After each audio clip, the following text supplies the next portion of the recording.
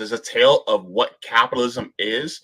And really, a lot of times people don't really think about the grotesques of capitalism, but that's really what it displays. And you think about this, you think about Parasite, you think about Squid Game, things like that. You really start to see it is really just a reflection of what capitalism is back on our faces, and we're looking at it, we're going, ooh. But at the same time, it's like that. Okay, that is like having a gash on your leg, and you see the gash in the mirror, and you're like, whose leg is that? Oh my God. And they're going, that's your leg. And we're like, yep. What? That's right. That's right. If you put the graphic back up, JB, I want to explain to them who people are on that graphic.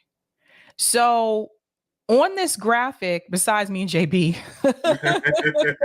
on the left side, you have one class of people. And on the right side, you have another class of people, the protectors, so to speak, or protecting that other class of people. And in the middle, you have Chris Evans and you have Ed Harris. And Chris Evans is obviously the main character in this movie. And we'll get into it. We have a reaction video to react to, which kind of really breaks it down, the class situation. And I really think, like I said, if you have not seen this movie, you definitely need to watch it. You can watch it on YouTube, by the way. Mm-hmm. Yeah, definitely. All right.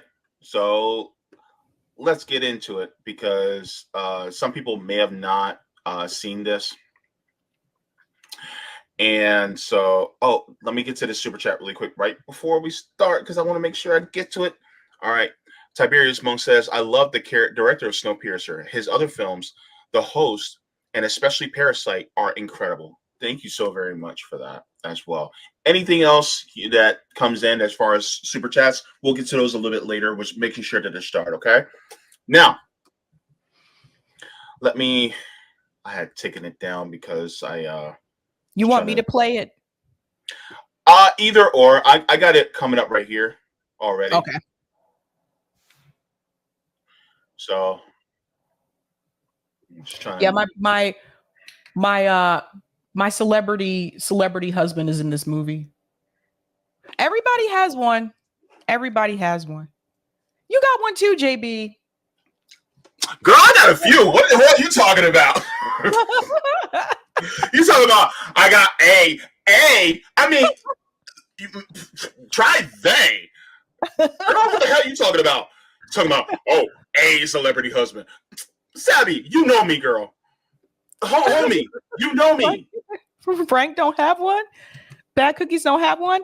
Come on, everybody has a celebrity husband or a celebrity wife or girlfriend or something like that. Mm-hmm. Y'all got eyes. I'm looking away from the comments now.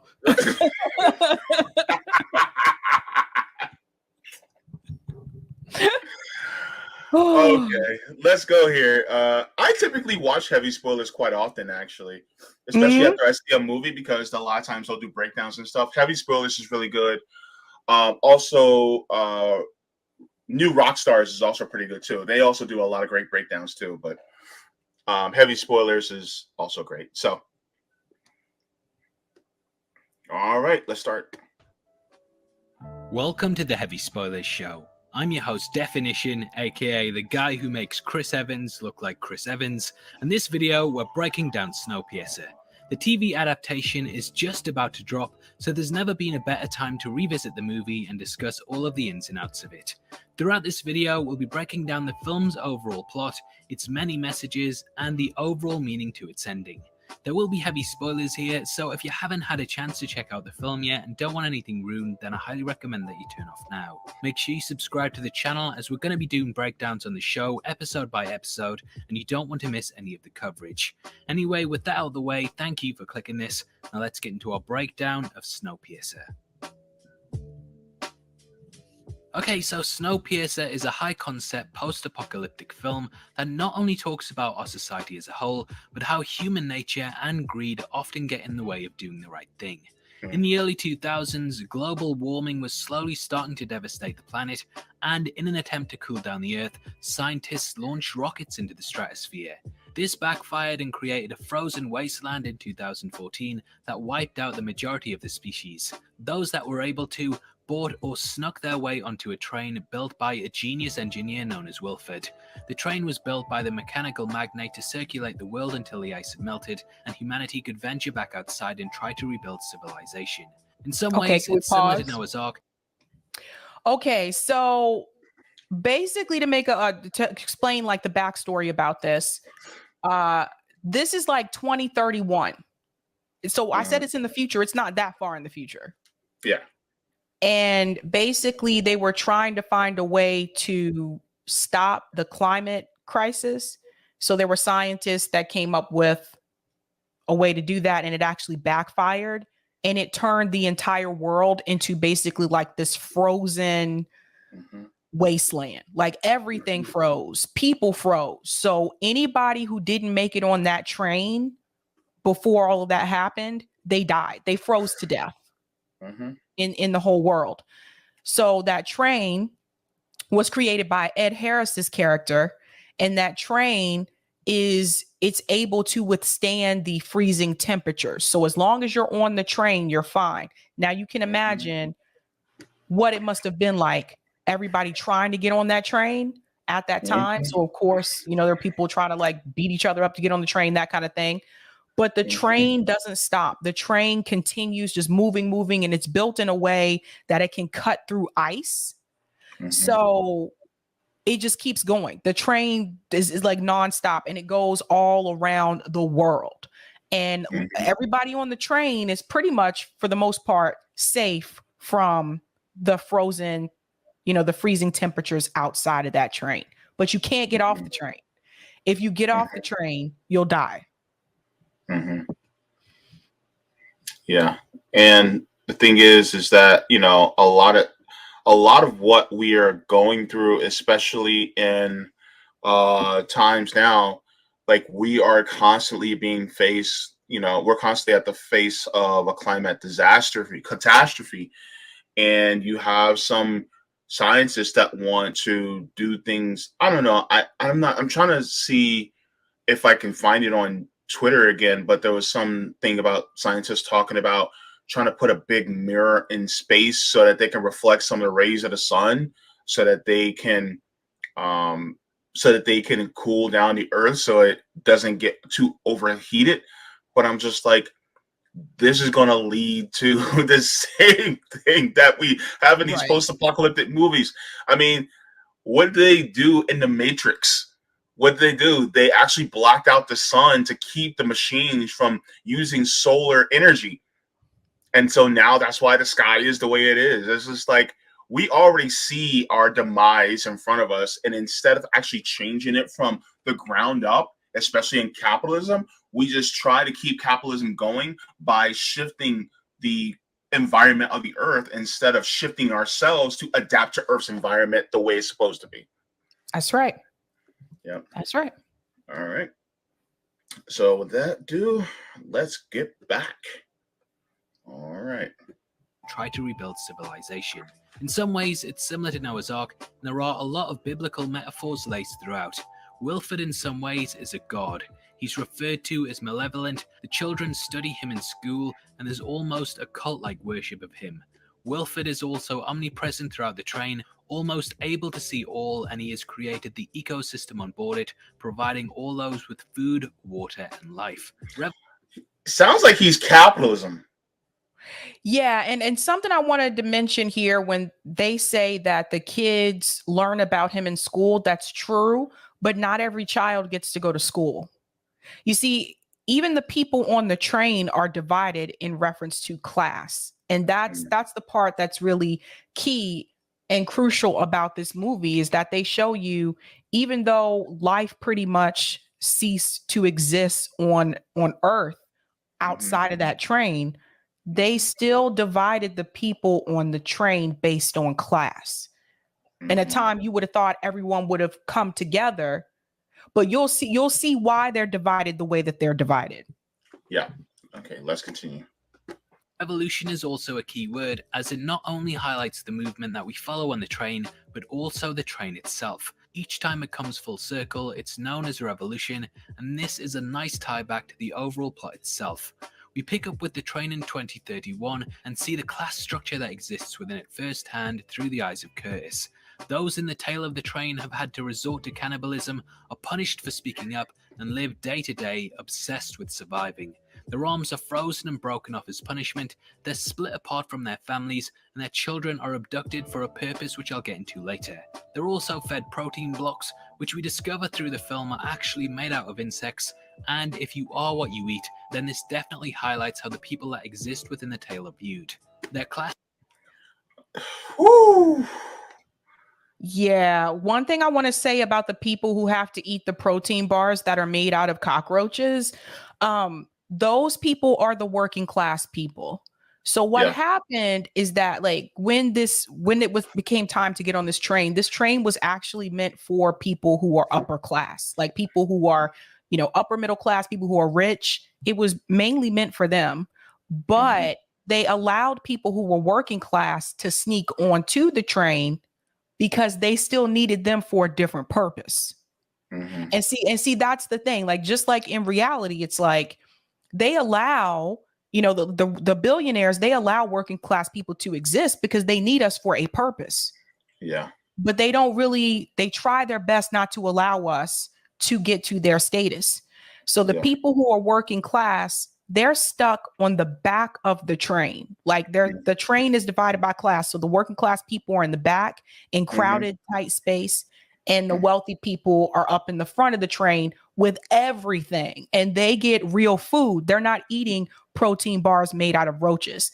But the people in the back of the train, before they were even giving them those protein bars, they resorted to cannibalism and they started to eat each other because they weren't giving them any food at all at first. But that's like a metaphor of how it is really in the poor neighborhoods. We technically, in a sense, eat each other because we commit crimes of desperation and opportunity in order to survive. This is why there's a lot of gun violence in poor neighborhoods. This is why there's a lot of robberies, break-ins, even when it comes to how we develop within these type of environments. There's a lot more violence. There's a lot more, there is the way we speak to each other, the way we treat each other. It's really, part of it is because we are products of the environment that we're subject to within a capitalist system.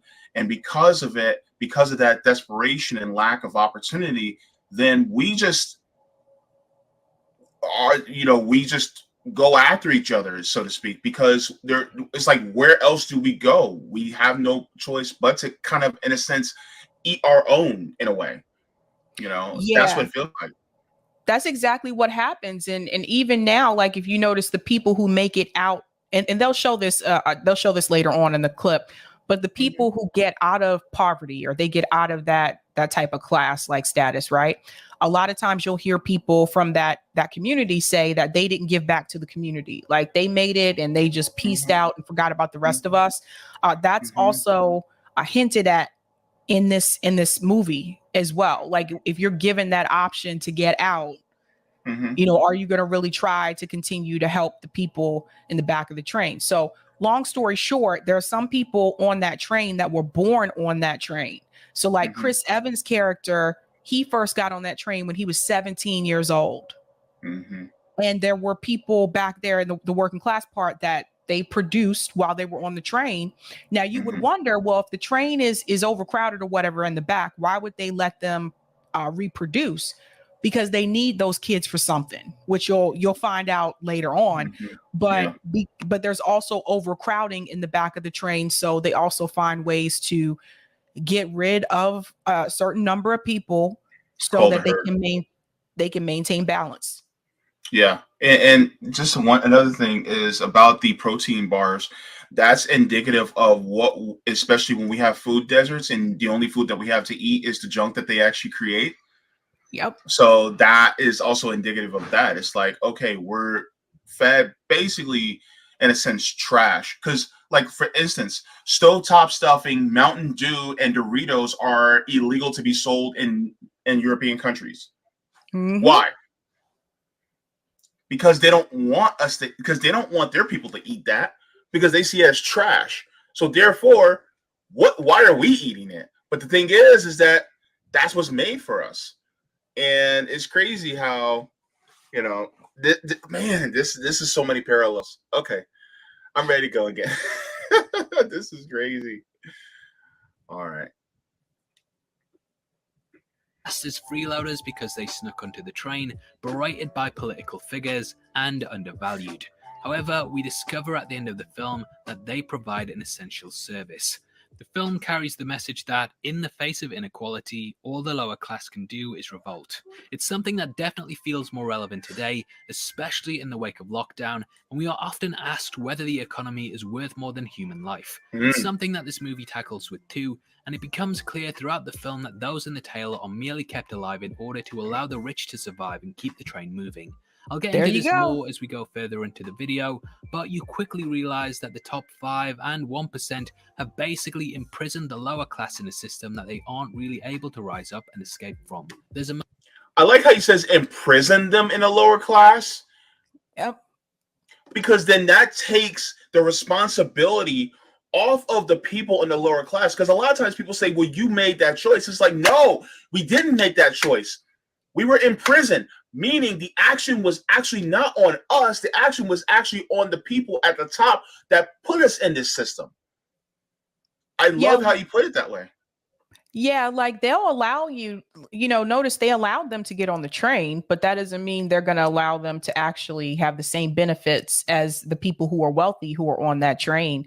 And it's really, they said they have a political figure, that woman that they showed, she's more like authoritarian figure.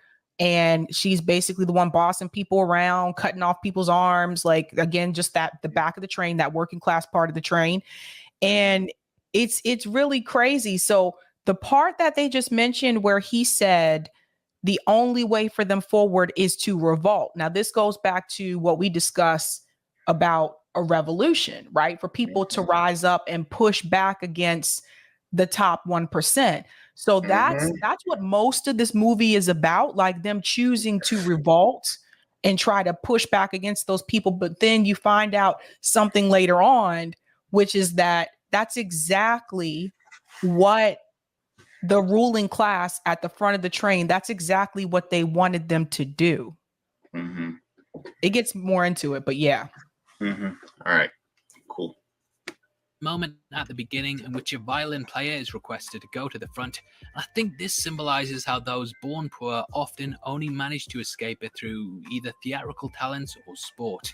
It's very much a case of, if you're unable to entertain, then you'll be stuck in a prison in which you are solely used as a commodity. After another devastating child abduction, Curtis's father figure Gilliam decides it's time to start a revolution. They decide that in order to control the train, they have to get control of the engine.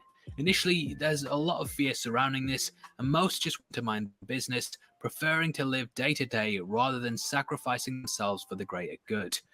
I told you it was laced with social commentary. However, after they realize that the guards have no ammunition due to having to stop so many revolutions in the past, they decide to move forward. They free a prisoner known as Nam Goong, a chronal addict that worked as a security specialist on the train before he was jailed. Chronal is actually a drug used to subdue prisoners on the train and put them into suspension, but it was modified for street use and passed down the tail. Nam Goong becomes a great ally, and along with his clairvoyant daughter Yona, the rebels make their way up the train.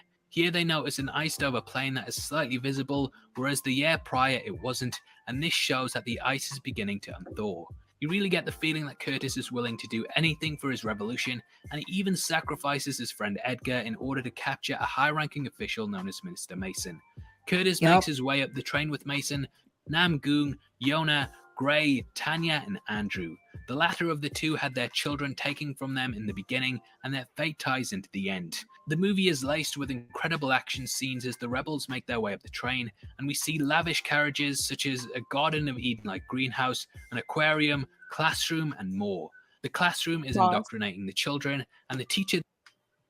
You see, these are all once they can get past, that engineer that they freed from the prison helps them get past the gates, because he knows the code to the gates to open them so they can get to other parts of the train. Once they get to the section of the train where the rich people are, then they start to see what's actually on that train. So you got to keep in mind, like Chris Evans' character has been on that train for 17 years. And that's the first time he realizes this train has an aquarium.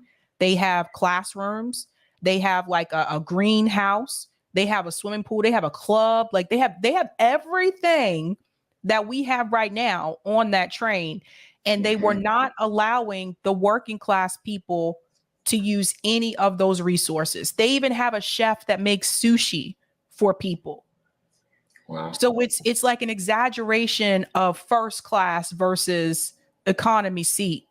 But they when they get to the front of the train, you do realize they had a lot of room up there. They could have let them stay up there as well, but that's not why they let them get onto the train. They had to have them at the back for a reason. Yeah. And this made me laugh, Seth. Frank said, "Is that train run by Norfolk Southern?"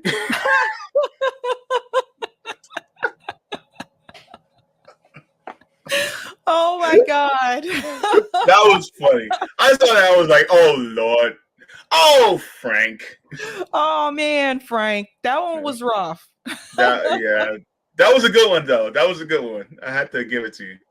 That's Steve. Oh no. Mayor Pete's the engineer. Oh my gosh. Wow. All right, let's continue. There attacks the rebels. In the tale, a staff member of Wilford known as Franco executes Gilliam, and angered by this, Curtis returns the favor by shooting Mason. The group go forward, but Franco catches up and shoots at them from the classroom. He stalks them and kills Tanya and Gray in a spar carriage, but Namgung fights with Franco and seemingly manages to kill him. Curtis promises to find Tanya's son Timmy, and they head upwards. It's here that we learn of Curtis's past and all the things that he's had to do to survive. It's revealed that the Tailies resorted to cannibalism in order to get by, and that Curtis almost ate Edgar as a baby. Gilliam gave Curtis his arm instead, and thus he was able to live. I believe that this metaphorically shows that those in the 1% are willing to let those below fight amongst themselves and literally eat each other in order to take their eyes off who's really in power. There you go. This is why we talk about stop going after one another, and we need to really start going after. Yep. Oh, I think you froze, JB, but I'll add on to what you're saying. It's really unfortunate because this is basically what happens right now. Like in society, this is what happens, where like people who are working class and poor, they fight among each other, but they don't fight back against the 1%, the people who are keeping them in that poverty situation in the first place. This also goes back to policing. And this is why we've said this before. Policing protects what? They protect capital. They protect wealth. They don't protect people in poor and working class neighborhoods. They continue to allow the crime rates to be high in those areas. They're not really trying to protect those people. So that's a big part of it. And I think that, yeah, all one same property is the problem. Yeah, this is a big part of the problem. Like they know that Chris Evans' crew, the people at the back of the train, they know they have nothing. They took all of their stuff. One of the things you find out when they first boarded the train is that any belongings or possessions that they had with them that they brought on board, the rich people and Willow, they took their belongings away from them so that they had nothing. What does that sound like when you compare it to today? So what they have done is they've basically developed a system on that train where the poor people in the back of the train depend on the wealthy people to keep them alive because they have those protein bars. Like that's where they get the food from. It's delivered to them. And then the wealthy people on the train, they depend on the poor people still being on that train because they serve a balance for the train. So what you find out later on in the movie is that Ed Harris's character, he's the guy who made the train. He's the quote unquote, the real engineer of the train. that nobody really usually gets to see. What you find out is that everything on the train had to be balanced in order for it to work. So they had to have people. Well, what he says is they had to have people at the back of the train. And when they were like procreating, they needed to have the children to do certain things with the engine at the front of the train. But once it's overpopulated, they would just walk back to the back of the train and they would just shoot some of the people. They would just kill them. Now, how far off is that from what happens to poor people and working class people today? Mm-hmm. Yeah, sorry. My internet went kaput right when I was talking, so sorry about that. But I'm back.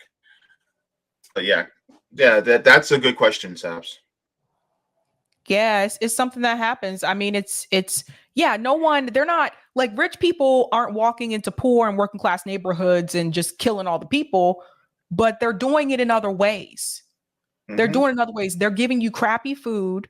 Some of these communities don't have grocery stores, so you have to eat crap, just like the people on the train had to eat those protein bars made out of roaches, right? They make sure the schools are underfunded, so they're giving you less education than people who are wealthy are going to get.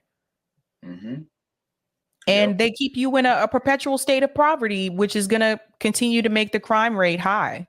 So I think they kill you. It's a different type of kill. And then there's also the environmental pollution that happens in those neighborhoods as well. Yeah. Remember what the guy who does bar rescue, John Tapper, remember what he said?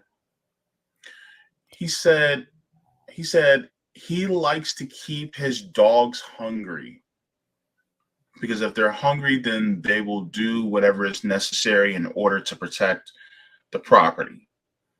It's just like that's how they feel about us.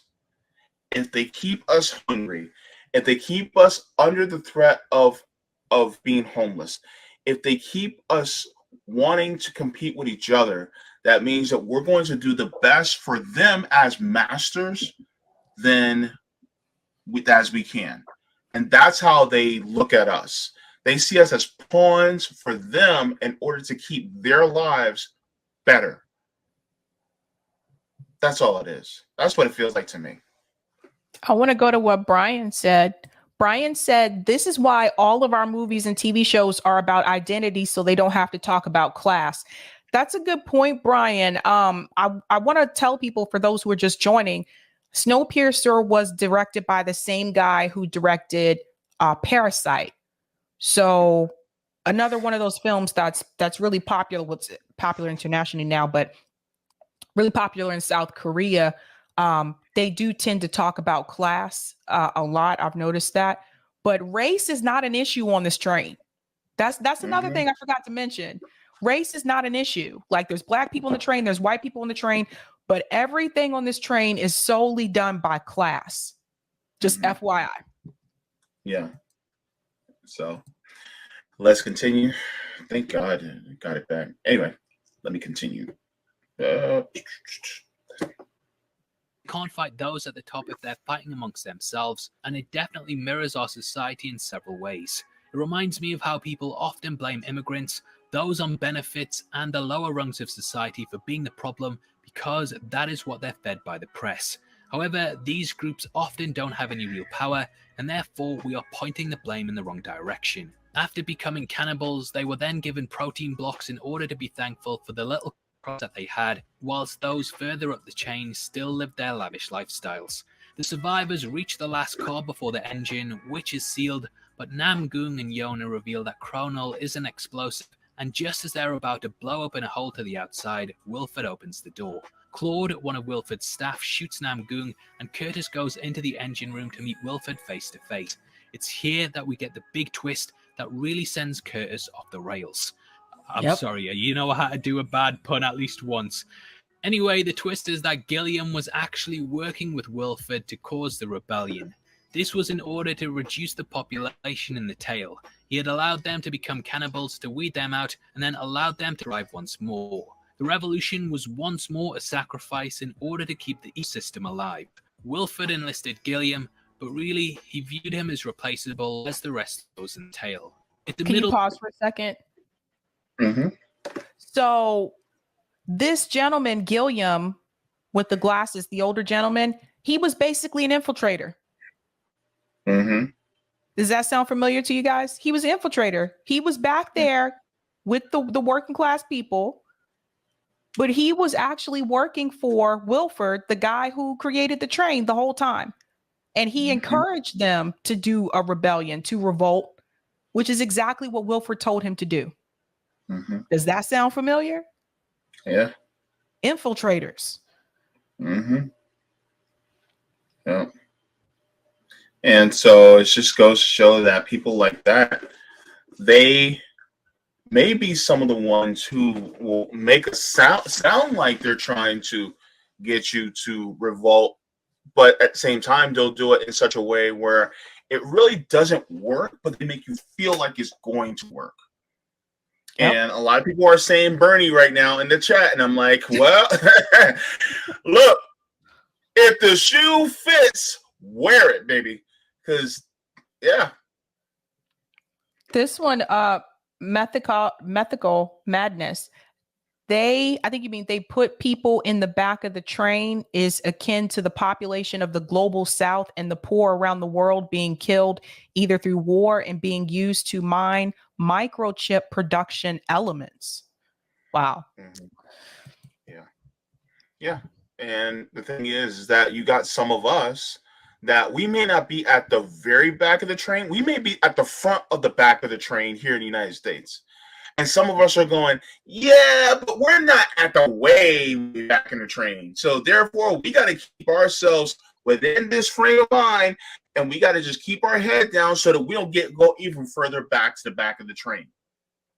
Yep. So that's why some people are afraid to even, try to change the system from the ground up in a meaningful way, because they're afraid that they'll be put even further back. And the thing is like, it doesn't matter because you're still being exploited and used anyway. Yeah. So you might as well fight for something that you believe in. You can find it on YouTube, Steve. It's not on Netflix. Just letting Steve know where it's at. Yeah. So let's continue. This is interesting. Management scenario in which Gilliam was given a tiny bit of power, but in the end he was just a puppet that suffered with the rest of them, believing he was better because he had some authority. Wilford argues that the people up top are in just as bad a position as those in the back, and that every aspect of society has its cons. At the end of the day, how good you have it though all depends on luck and privilege. Wilford then offers Curtis his position, allowing him to control the same system that he fought against. He paints out the portrait that there's no other way than what the system established, and that those must live in poverty in order to support the important people of the world. Curtis almost accepts this job until riots force Claude to check outside, and Yona overpowers her. Yona rushes into the engine room and reveals a floor panel that has Timmy within it. In order to keep the engine going, Wilford really crossed the line. Children under 5 are small enough to fit into it, and they're used to keep the train going manually. Curtis rescues Timmy at the cost of his arm, but it's clear that the children there are very much brainwashed into believing Wilford's ideal. One sacrifices themselves in order to go into the reactor, and it shows that if you teach children from a young age that the system is supposed to be a certain way, that they will follow it